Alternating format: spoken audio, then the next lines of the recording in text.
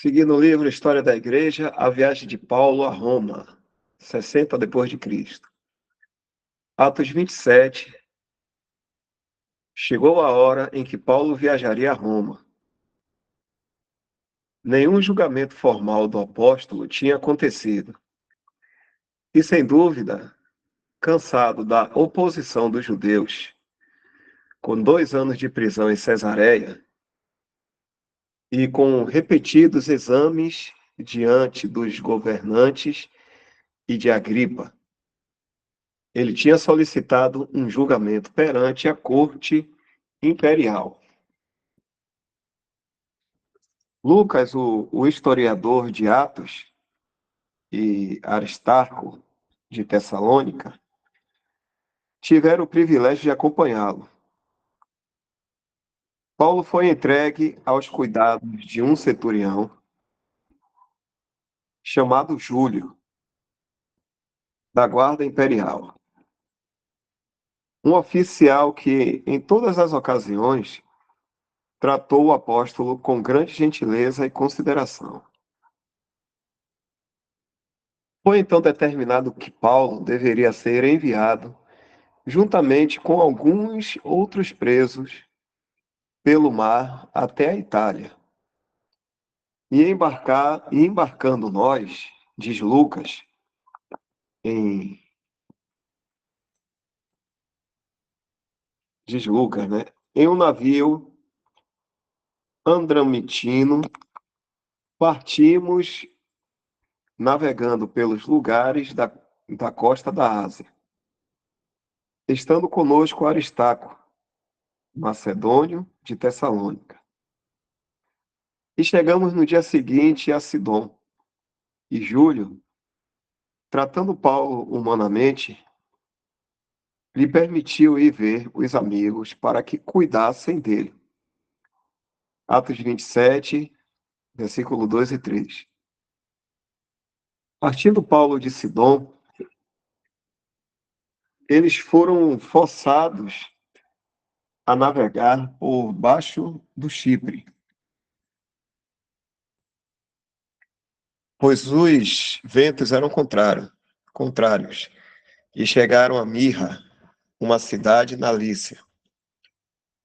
Aqui o centurião teve seus prisioneiros transferidos para um navio de Alexandria em rota para a Itália. Neste navio, após deixarem Mirra, por muitos dias navegaram vagarosamente, pois o clima era desfavorável. Mas navegando por baixo de Creta, eles chegaram em segurança em bons portos.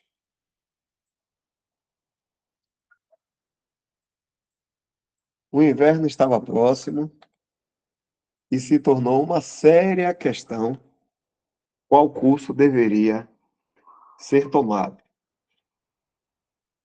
Se eles deviam permanecer em bons portos durante o inverno ou se deveriam procurar algum porto melhor. Aqui devemos fazer uma breve pausa e contemplar a maravilhosa posição de nosso apóstolo nessa séria consulta.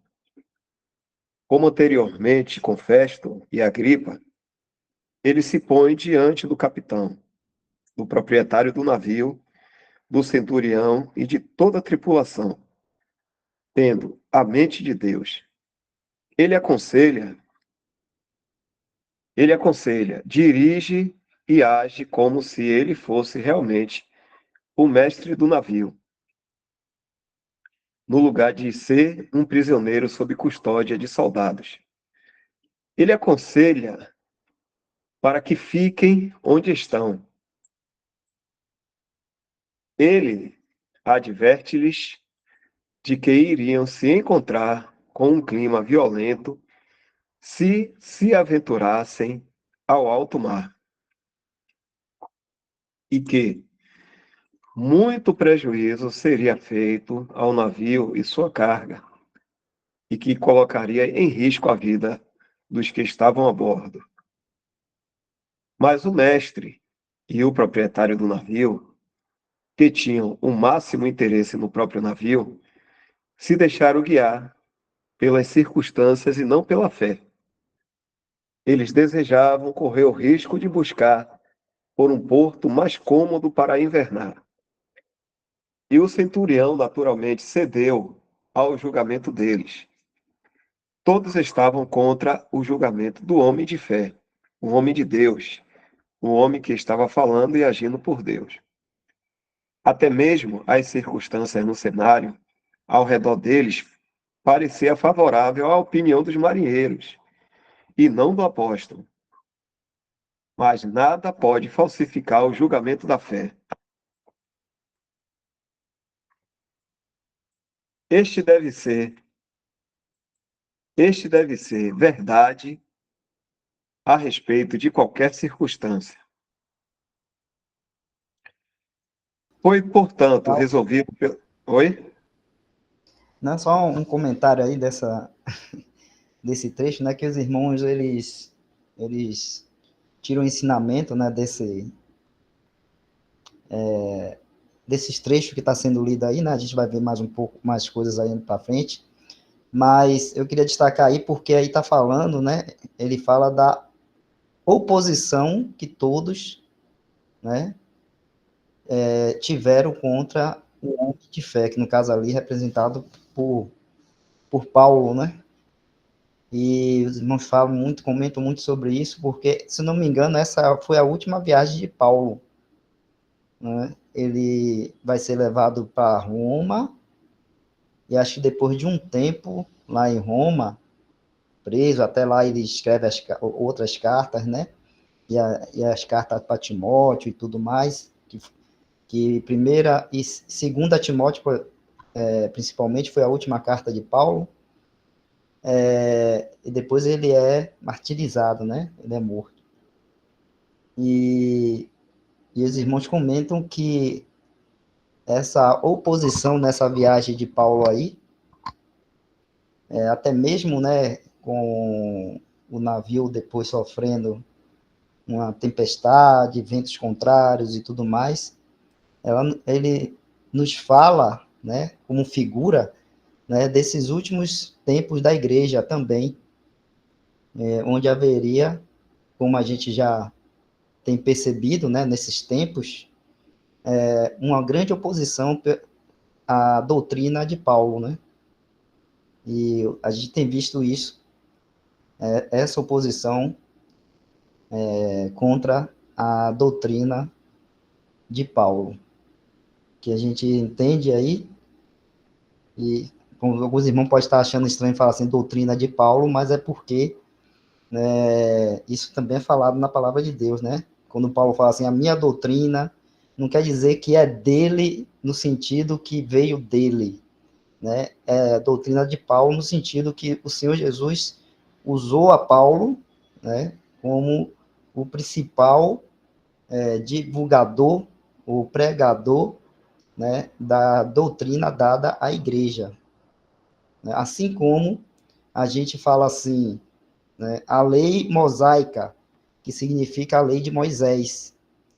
Então, mas a lei não é de Moisés, a lei foi Deus que deu a lei ao povo de Israel.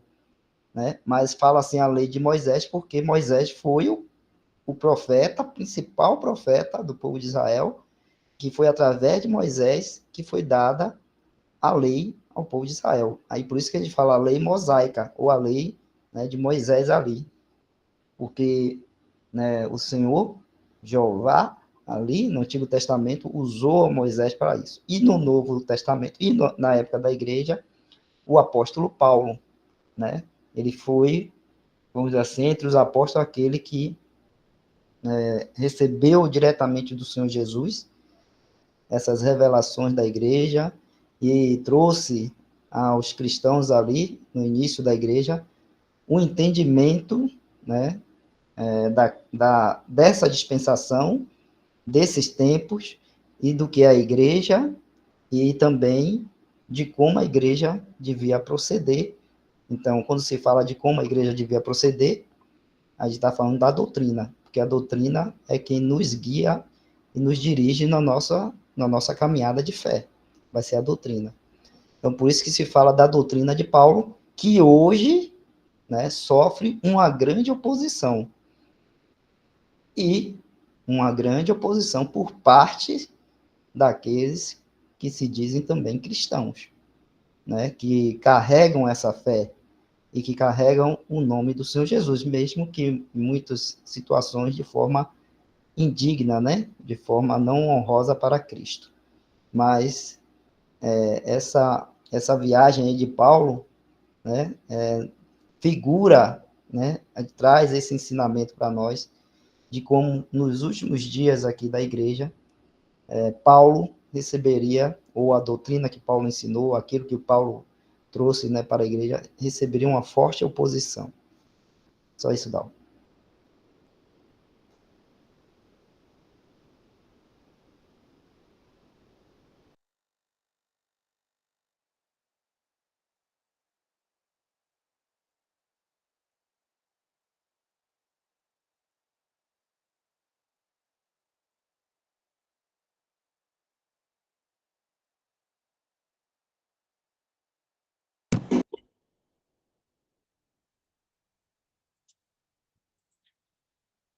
Foi, portanto, resolvido pela maioria de que eles deveriam deixar bons portos e navegar para a Fenícia, como um porto mais seguro para o inverno. O vento mudou nesse exato momento. Tudo parecia favorecer os marinheiros, e soprando o sul brandamente. Eles estavam tão otimistas que Lucas nos diz que eles supunham que o propósito deles já estava realizado. Verso 13. Estando em acordo, eles levantaram âncora e com uma brisa suave vinda do sul, o navio, com suas 276 almas a bordo, partiu do porto de Bons Portos, do porto de Bons Portos. Mas mal eles contornaram o Cabo Matala, uma distância de apenas 4 ou 5 milhas, e um vento forte vindo da costa pegou o navio e o lançou de tal maneira que já não era possível para o timoneiro mantê-lo em seu curso. E como observa Lucas, nos deixamos ir à toa. Atos 27:15. Ou seja, eles foram obrigados a deixar o navio ser levado pelo vento. Mas nossa principal preocupação aqui é com Paulo como o homem da fé. Quais devem ter sido os pensamentos e sentimentos de seus companheiros passageiros nesse momento? Eles tinham confiado no vento e agora eles tinham que enfrentar a tempestade. Os solenes conselhos e avisos da fé tinham sido rejeitados. Muitos, infelizmente, sem se importarem com os avisos aqui registrados, e sob o lisonjeiro vento de circunstâncias favoráveis, se lançaram na grande viagem da vida, totalmente desatentos e independentes da voz da fé. Mas, como o lisonjeiro vento que traiu o navio depois que saiu do porto, tudo logo se torna uma furiosa tempestade no agitado mar da vida.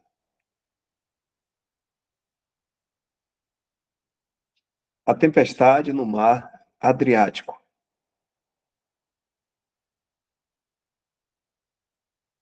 O termo euroaquilão, dado a este tempestuoso vento, indica, como nos é dito, uma tempestade de extrema violência.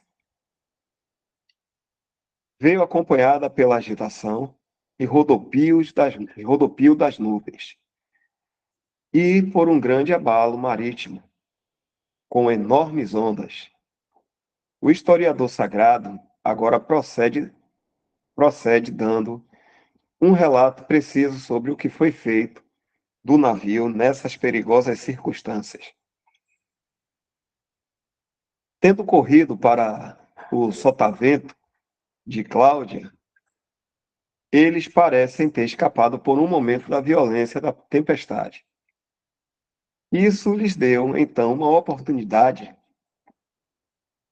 de fazer preparações para a tempestade. O dia, após terem deixado Clauda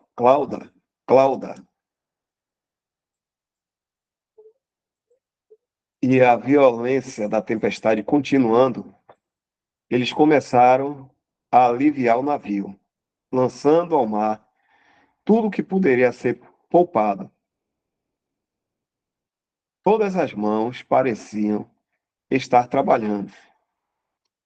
E andando nós, agitados por uma veemente tempestade, no dia seguinte aliviaram o navio.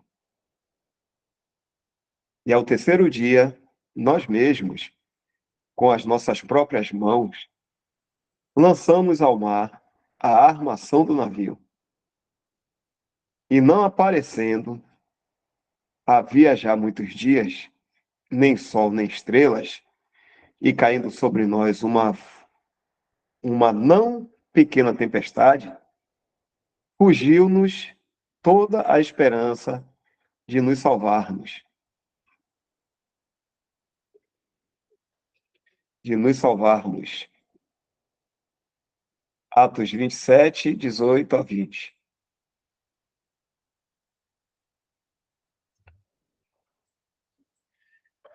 Nada poderia ser mais terrível para os marinheiros antigos do que um céu continuamente cheio de nuvens, já que estavam acostumados a serem guiados pela observação dos corpos celestiais. Foi nesse momento de perplexidade e desespero que o apóstolo pôs-se em pé e ergueu sua voz em meio à tempestade. E de suas palavras de simpatia aprendemos que todo o sofrimento deles foi agravado pela dificuldade de se preparar comida. E havendo já muito que não se comia, então Paulo, pondo-se em pé no meio deles, disse: Fora, na verdade, fora, desculpa, viu, irmão?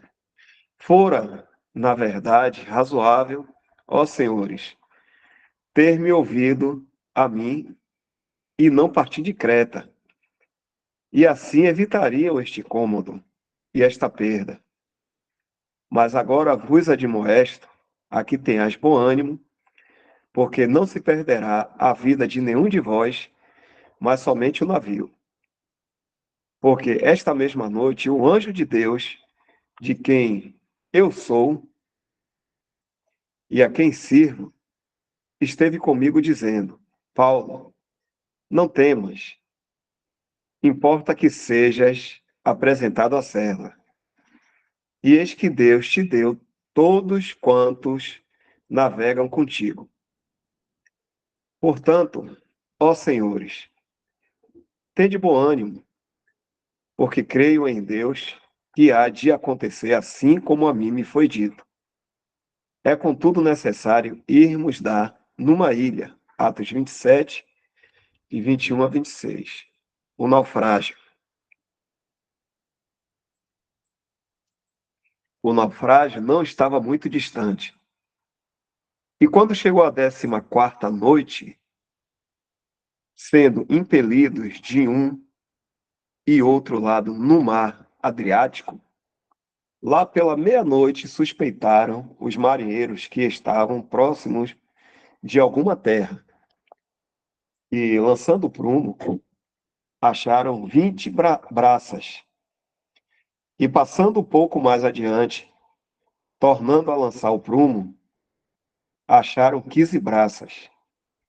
Atos 27, 27 e 28.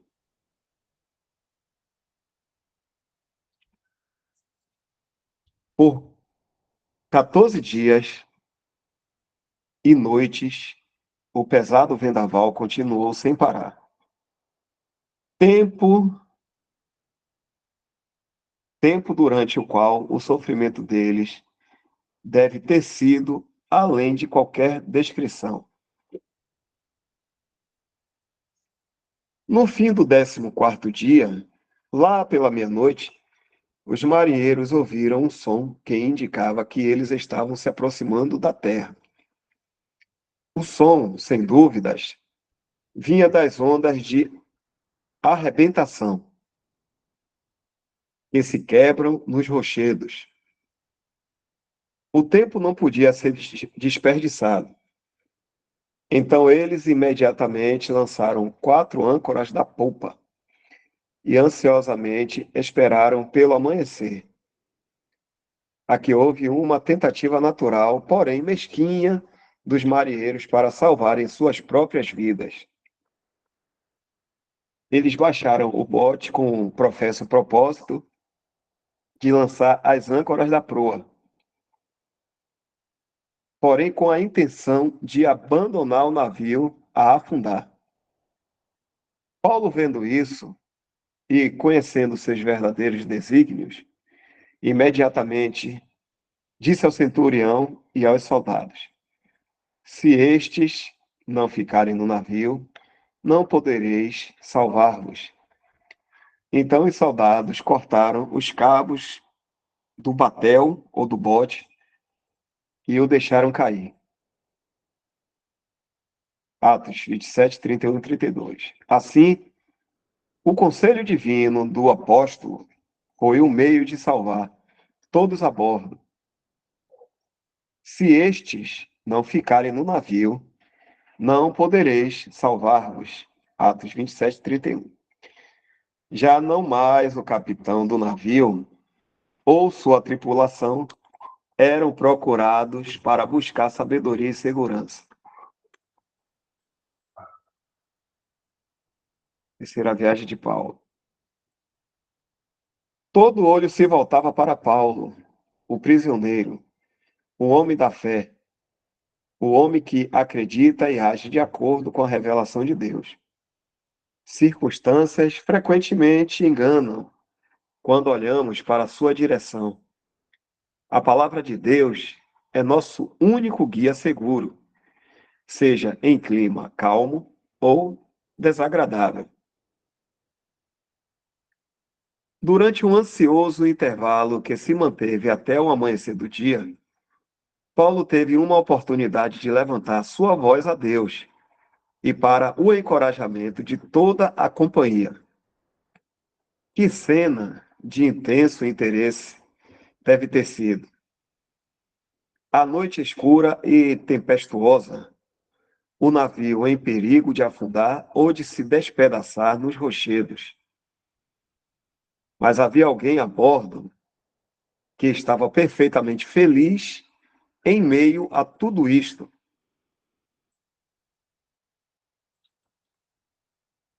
O estado do navio, as águas rasas e o alarmante som das ondas não sutiam terror nele. Ele estava feliz no Senhor e em plena comunhão com seus próprios pensamentos e propósitos. Tal é o lugar do cristão em meio a toda tempestade. Embora, comparativamente, poucos tomam esse lugar. Somente a fé pode alcançá-lo. Esta foi a última exortação de Paulo à companhia do navio. E entretanto, que o dia vinha, Paulo exortava a todos a que comessem alguma coisa, dizendo: é já hoje o 14º dia que esperais, e permaneceis sem comer, não havendo provado nada. Portanto, exorto-vos a que comais alguma coisa, pois é para a vossa saúde. Porque nem o cabelo cairá da cabeça de qualquer de vós. E havendo dito isto, tomando o pão, deu graças a Deus na presença de todos. E partindo, começou a comer. E tendo já todos bom ânimo, puseram-se também a comer. Atos 27, 33 a 36.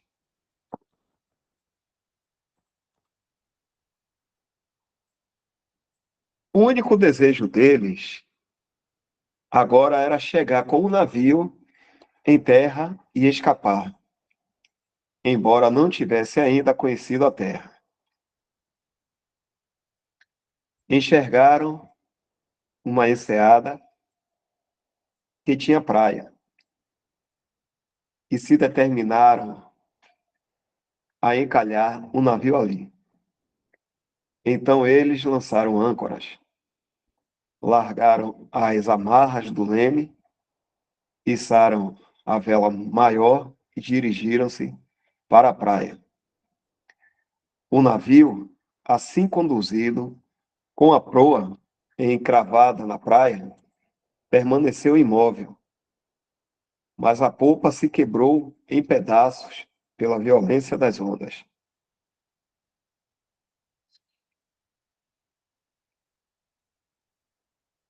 A polpa, se eu não me engano, a parte do fundo, né, do navio. O navio de Paulo tinha agora alcançado a costa. E mais uma vez o homem da fé foi necessário para a salvação das vidas de todos os prisioneiros.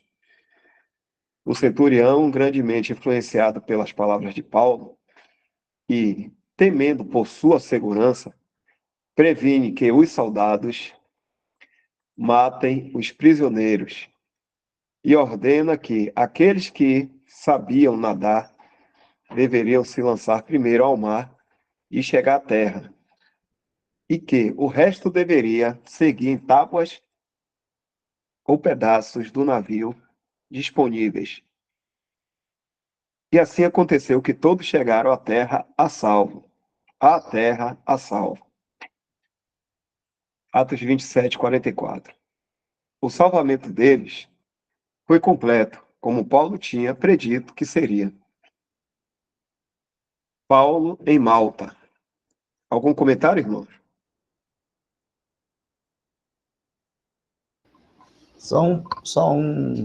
Dá um pouquinho antes lá, quando aquele parágrafo que ele fala sobre Paulo partiu o pão, né, e todos comeram ali.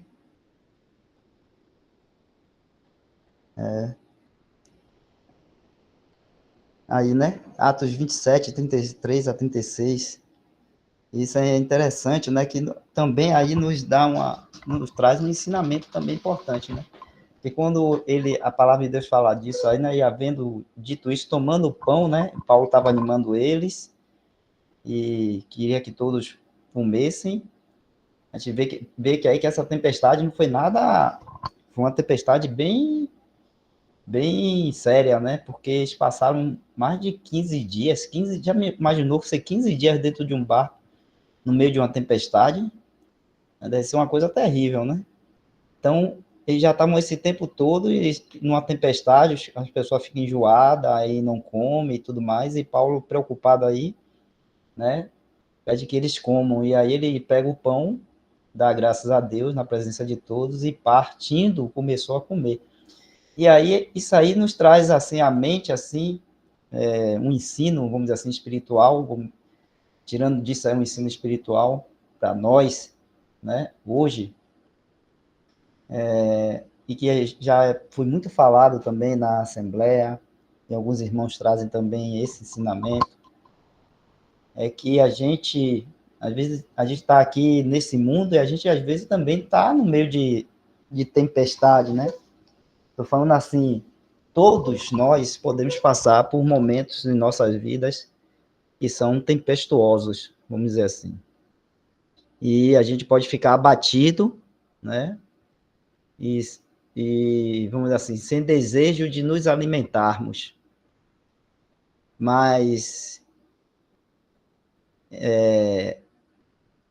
esse desejo de não se alimentar pode ocorrer num cristão passando por um momento tempestuoso na sua vida, de não se alimentar espiritualmente, né? E pode acontecer de muitas vezes, e acontece, irmãos, de a pessoa passando, o cristão passando por um momento tempestuoso na sua vida, ela deixar, né, de ir, de congregar, ela deixar de ir para a reunião do partimento do pão e lembrar do Senhor, né, e comer do pão, tomar do vinho, lembrar do Senhor no dia do Senhor. E foi até dito ontem sobre isso, né, na questão do sacerdote lá, que o sacerdote Arão tinha perdido os dois filhos, né, Nadab e Abiú, que foi morto por ter levado fogo estranho diante do altar do Senhor. E imagine como ficou Arão ali naquele momento, né, perdendo seus dois filhos mais velhos. E ele deve ter ficado muito abatido e triste, mas a palavra do Senhor para Arão, através de Moisés, foi que ele deveria continuar com o sacerdócio dele, né?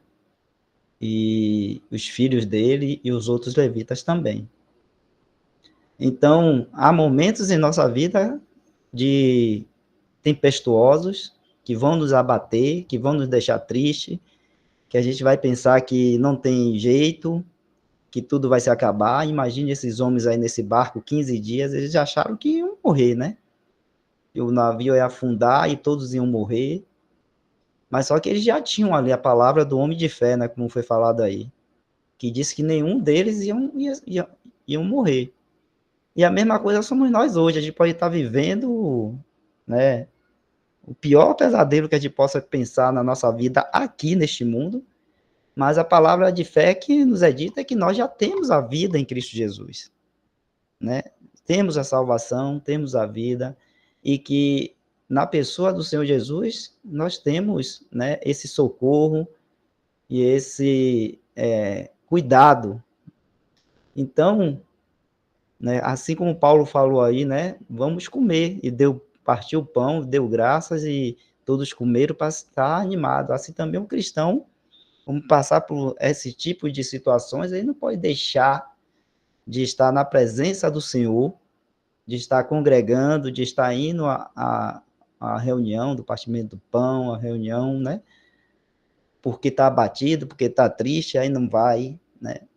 Não, meus irmãos, é nesse momento aí que nós devemos estar perto do Senhor, né? É nesse momento aí que nós devemos estar lá, mesmo abatido, mesmo triste, mesmo sem vontade, indo lá, estando, né, onde o Senhor quer que a gente esteja, lembrando dele, né? Porque ele aí vai nos alimentar, né? Vai nos dar o ânimo, vai nos dar, né, o socorro. Então, só uma exortação, um aviso assim para os irmãos, irmãs, né?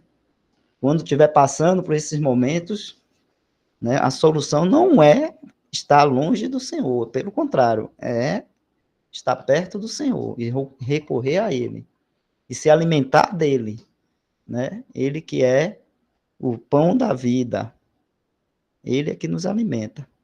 Então, só pegando aí esse trecho aí, que traz esse ensinamento aí muito importante para nós, nesse sentido, né? Da nossa caminhada aqui cristã, onde a gente vai passar realmente por muitos momentos tempestuosos. Só isso aí dá.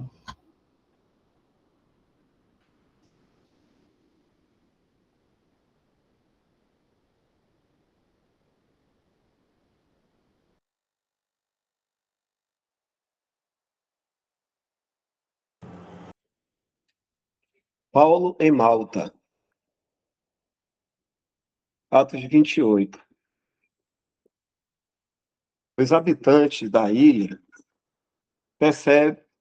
receberam os náufragos estrangeiros com muita gentileza e, imediatamente, acenderam fogo para aquecê-los.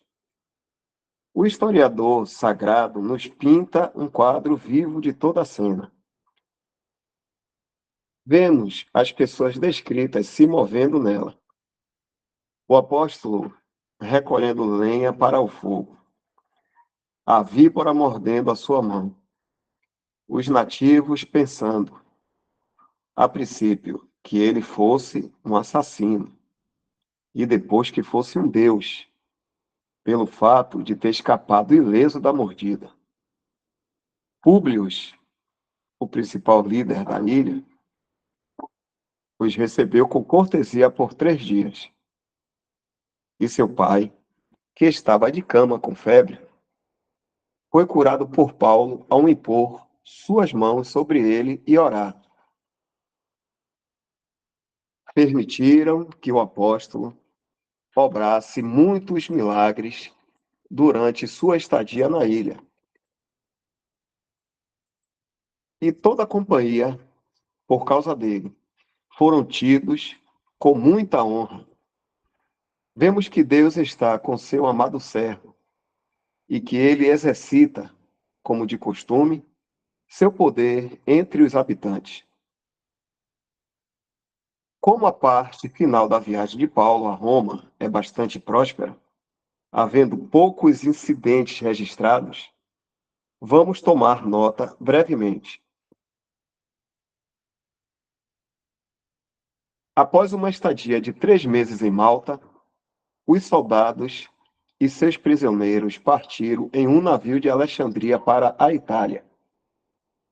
Eles passaram por Siracusa, onde ficaram por 3 dias, e em Régio, a partir de onde tiveram um vento bom até Puteoli. Aqui eles acharam alguns irmãos. E enquanto passavam alguns dias com eles, desfrutando do ministério do amor fraternal, as novidades sobre a chegada de Paulo chegaram aos ouvidos dos cristãos de Roma.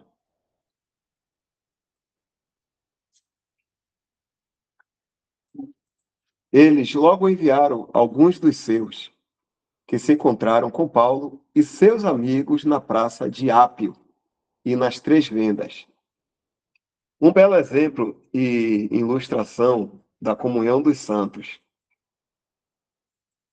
Quais deveriam ter sido os sentimentos de nosso apóstolo? Apóstolo, nesse primeiro encontro com os cristãos da igreja em Roma, seu desejo, há muito acalentado, estava finalmente cumprido. Seu coração estava cheio de louvor. Ele deu graças a Deus, como diz Lucas, e tomou ânimo. Atos 28, 15.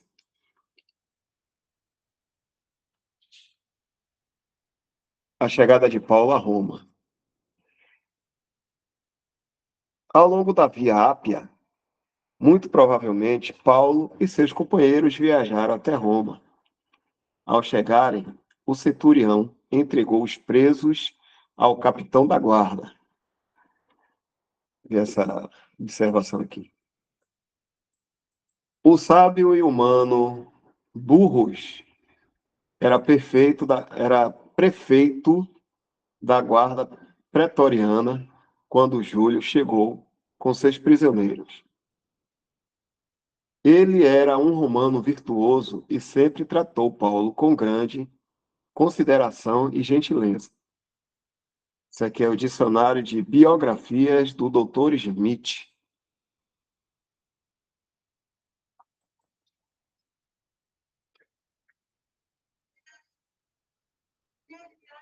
Mas Paulo, aqui é a continuação, mas a Paulo se lhe permitiu morar por sua conta à parte, com o soldado que o guardava.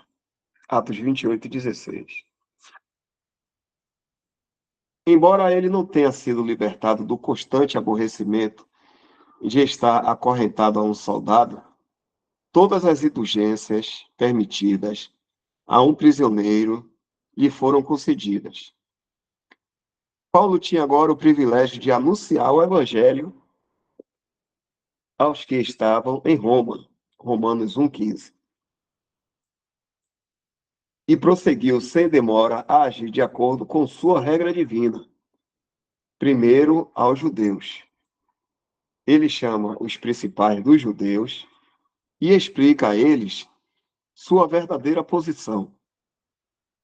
Ele lhes assegura que não tinha cometido ofensa alguma contra a sua nação ou contra os costumes dos pais, mas que ele tinha sido trazido a Roma para responder a certas acusações feitas contra ele pelos judeus na Palestina.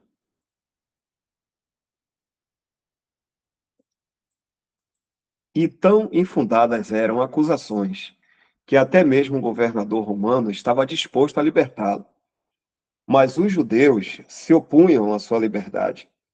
De fato era, como ele disse, que pela esperança de Israel estou com esta cadeia. Atos 28:20. Seu único crime tinha sido sua firme fé nas promessas de Deus a Israel através do Messias.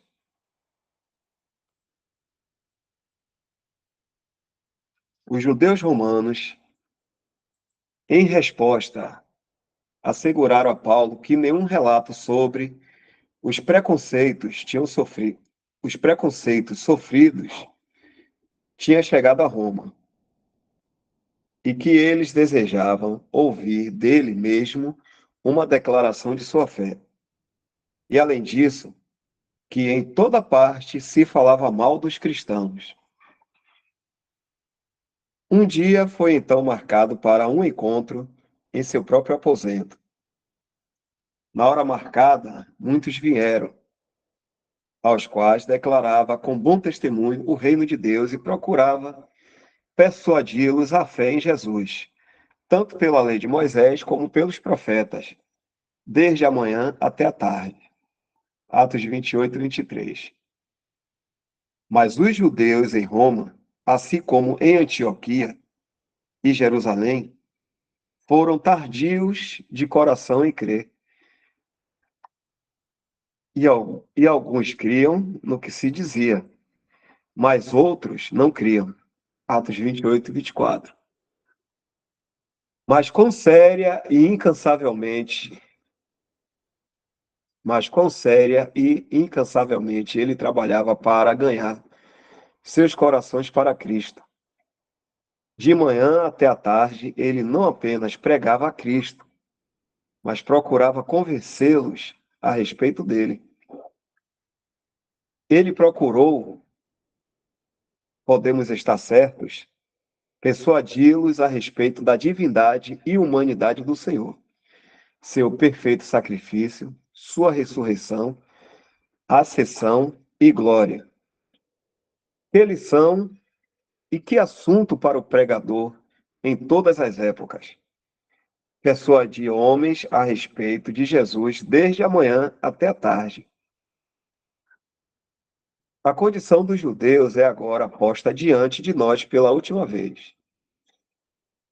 O juízo pronunciado por Isaías estava para cair sobre eles em todo o seu poder fulminante, um juízo sobre o qual permanecem até hoje. Um juízo que deve continuar até que Deus se interponha para dar-lhes arrependimento e para livrá-los, por sua graça, à glória de seu próprio nome. Mas em meio a tudo isso, a salvação de Deus é enviada aos gentios, e eles a ouvirão. Atos 28:28. E como sabemos, bendito seja seu nome. Eles ouviram, e nós mesmos somos testemunhas disso. E Paulo ficou 2 anos inteiros na sua própria habitação, que alugara, e recebia todos quantos vinham vê-lo, pregando o reino de Deus e ensinando com toda a liberdade as coisas pertencentes ao Senhor Jesus Cristo, sem impedimento algum. Atos 28, 30, 31. Estas são as últimas palavras de Atos. A cena na qual as cortinas se fecham é bastante sugestiva. A oposição da incredulidade judaica quanto às coisas relacionadas à salvação de suas almas sugerem, infelizmente, o que em breve se abateria sobre eles. E aqui também acaba a história desse precioso servo de Deus, até onde nos foi diretamente revelada. A voz do Espírito da Verdade sobre este assunto torna-se silenciosa. O conhecimento que temos sobre a subsequente história de Paulo deve agora ser coletada quase que exclusivamente de suas próximas epístolas. E delas aprendemos mais que mera história. Elas nos dão um bendito vislumbre dos sentimentos, conflitos, afetos e simpatias do grande apóstolo e da condição da Igreja de Deus em geral, até o momento de seu martírio. Algum comentário?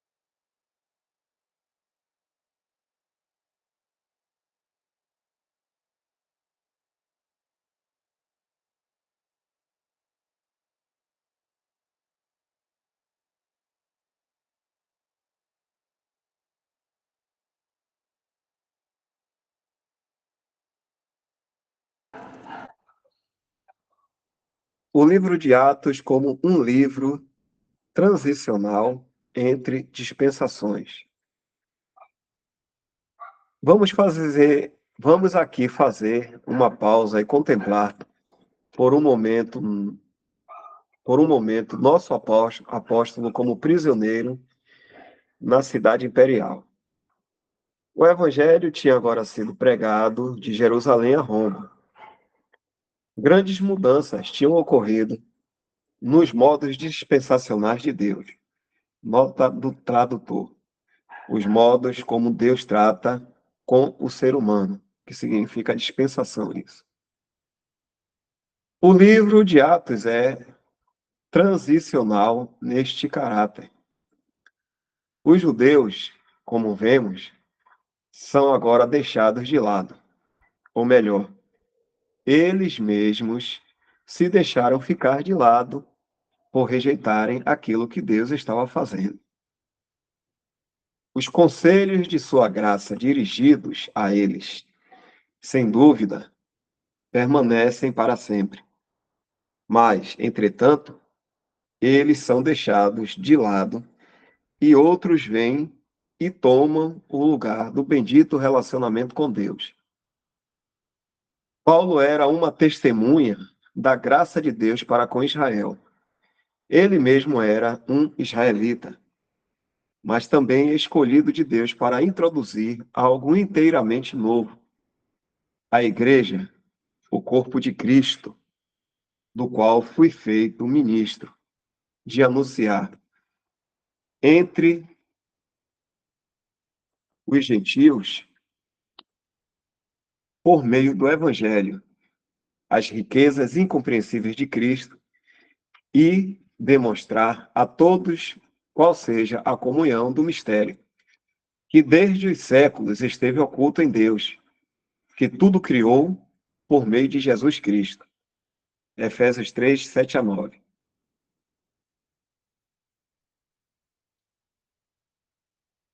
esta nova coisa pôs de lado qualquer distinção entre judeu e gentio, como pecadores e na unidade desse corpo. A hostilidade dos judeus contra essas verdades nunca diminuíram, como temos sempre visto, assim como vemos os resultados desta inimizade. Os judeus desaparecem da cena inteiramente e a igreja se torna o vaso do testemunho de Deus na terra e sua habitação pelo Espírito. Efésios 2, 22. Indivíduos judeus, é claro, que creem em Jesus, são abençoados em conexão com um Cristo celestial e com o um só corpo. Mas Israel, por um tempo, é deixada sem Deus e sem a presente comunicação com ele. As epístolas aos Romanos e aos Efésios estabelecem plenamente essa doutrina, especialmente Romanos, capítulos 9, 10 e 11. Agora retornamos à ocupação de Paulo durante sua prisão.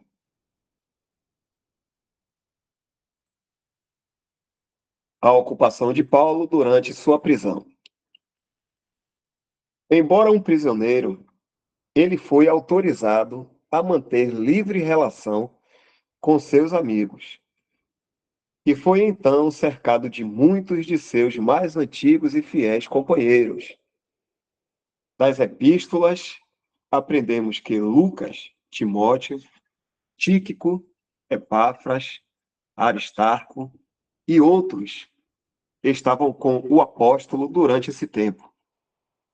Ainda assim, devemos nos lembrar que ele estava como prisioneiro, preso em cadeias a um soldado e exposto ao rude controle de tal.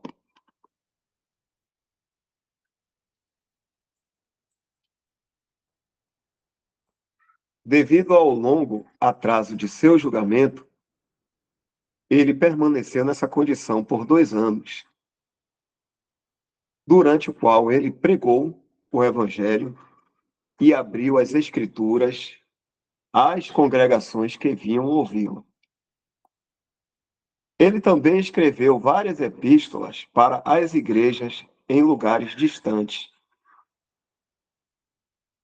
Tendo plena e fielmente cumprido o dever que tinha para com os judeus, o povo favorecido de Deus, ele agora se dirige aos gentios, embora não deixasse totalmente de lado os judeus.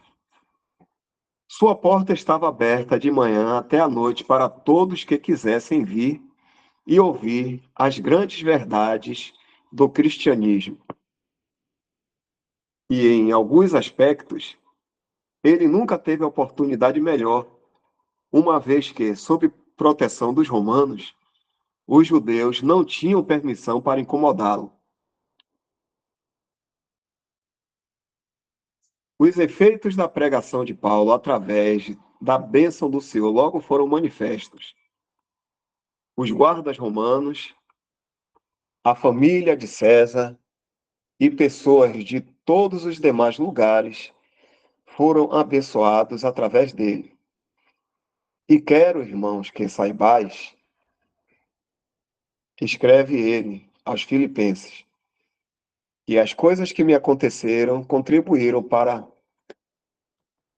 maior proveito do Evangelho, de maneira que as minhas prisões em Cristo foram manifestas por toda a guarda pretoriana e por todos os demais lugares.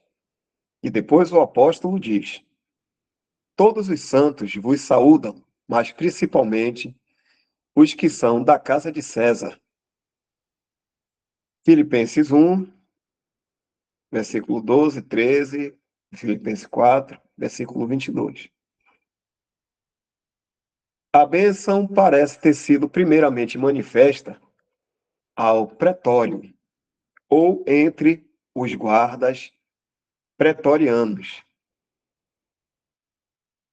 As minhas prisões em Cristo foram manifestas por toda a guarda pretoriana, isto é, no alojamento dos guardas e tropas. O evangelho da glória que Paulo pregava foi ouvido por todos eles, até mesmo o gentil prefeito romano Burrus, com seu amigo íntimo Sêneca, tutor de Nero, pode ter ouvido o evangelho da graça de Deus. Os modos corteses de Paulo e suas grandes habilidades, tanto naturais quanto adquiridas, eram bem adequadas para atrair tanto o estadista quanto o filósofo. Sua estadia ali por 2 anos lhe trouxe muitas oportunidades.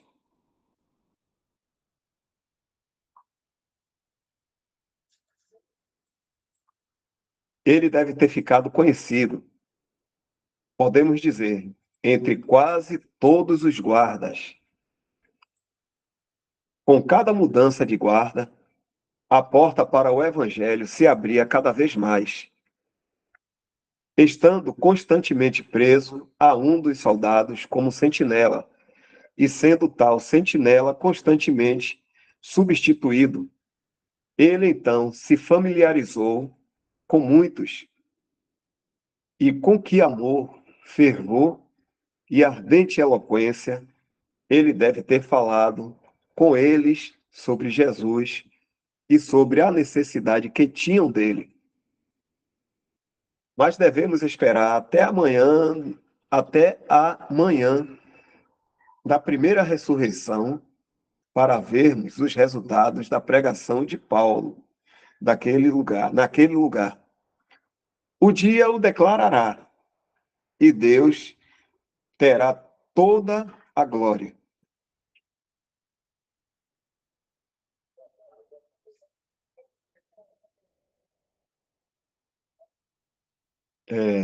O apóstolo também nos faz saber que o evangelho tinha penetrado no próprio palácio.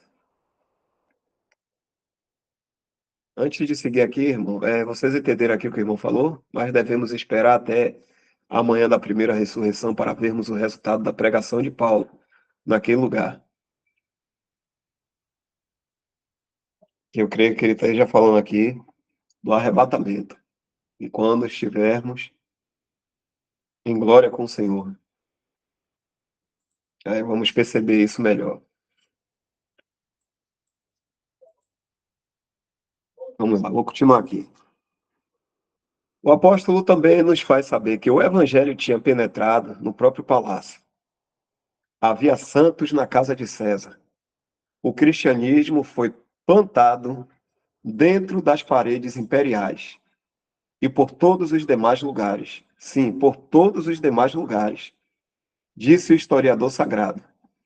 Não apenas Paulo estava trabalhando dentro dos recintos imperiais, como também seus companheiros, a quem ele chama de cooperadores, estavam sem dúvidas, pregando o evangelho por todos os demais lugares, dentro e fora da cidade imperial, de modo que o sucesso do evangelho pudesse ser atribuído aos esforços de outros, assim como aos incansáveis esforços do grande apóstolo em seu cativeiro. Deixa eu ver como é que está aqui essa parte de Onésimo.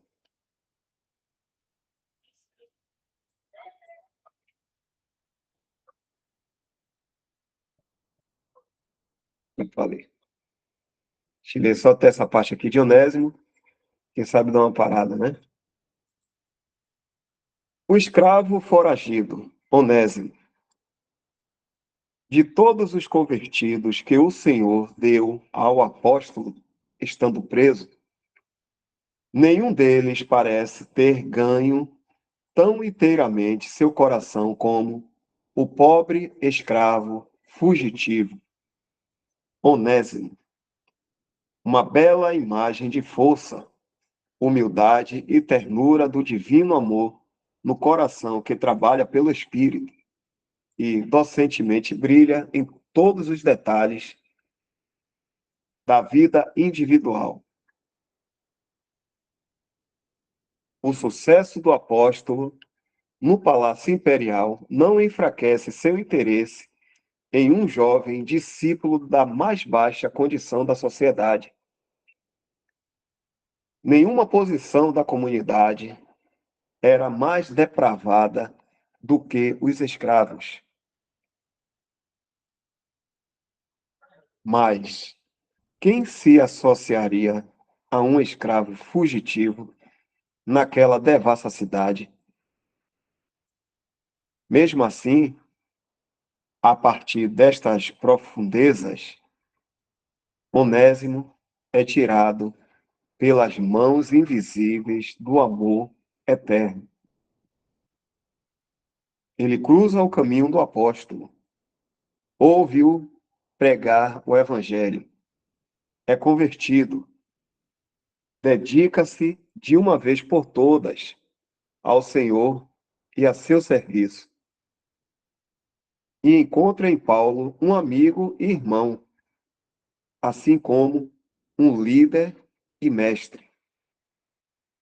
E agora resplandecem as virtudes e o valor do cristianismo e as mais doces aplicações da graça de Deus para com um escravo pobre, sem amigos, destituído e foragido. O que é o cristianismo? Podemos perguntar. E qual sua origem em vista de tais novidades em Roma? O que é o cristianismo no mundo? Será que foi aos pés de Gamaliel que Paulo aprendeu a amar assim? Não, querido leitor. Foi aos pés de Jesus. Que bom seria se o eloquente historiador de O Declínio e a Queda do Império Romano tivesse entrado nesta cena e aprendido o valor do cristianismo divino, em vez de ter se delongado em ridicularizá-lo com desdém. Se pensarmos por um momento nos trabalhos do apóstolo nesse tempo, sua idade, suas fraquezas, suas circunstâncias, para não falar dos assuntos elevados e das imensas verdades fundamentais que então ocupavam sua mente, podemos muito bem admirar a graça que podia entrar em cada detalhe do relacionamento de mestre e escravo, e isto com tal delicada consideração por cada pedido. A carta que ele enviou com Onésimo ao seu injuriado mestre Filemon é claramente a mais tocante já escrita. Lendo-a por alto, perderemos o calor e seriedade de suas afeições, a delicadeza e equidade de seus pensamentos, ou a sublime dignidade que permeia por toda a epístola. Vamos agora ponderar, por um momento, sobre as epístolas escritas durante sua prisão. Então, aqui, irmão, a gente para e a gente começa esses assuntos aqui das epístolas que foram escritas por Paulo, né? Quando estava preso. Ok? São 9 horas e 31 minutos.